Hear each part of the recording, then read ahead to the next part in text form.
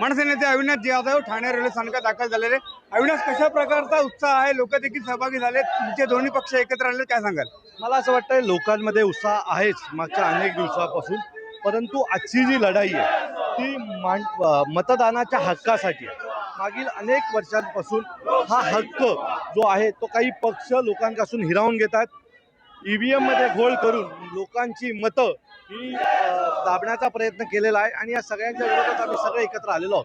काय वाटतंय, मुंबईमध्ये गेल्यानंतर कुठेतरी मोर्चा अडवण्याचा प्रयत्न होईल, काय सांगाल? मला असं वाटतं की त्यांनी एवढी हिंमत ते करणार नाहीत मोर्चा अडवायचा, कारण लाखो लोक ज्या वेळेला रस्त्यावर येतात त्यावेळेला प्रशासनाला सरकारला झुकावंच लागतं.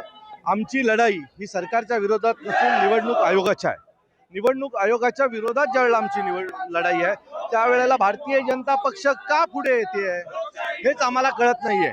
तो या सगळ्याचा आम्ही विरोध करू आणि तुम्हाला खात्रीने सांगतो की सत्याला न्याय मिळवून आम्ही दिल्याशिवाय राहणार नाही.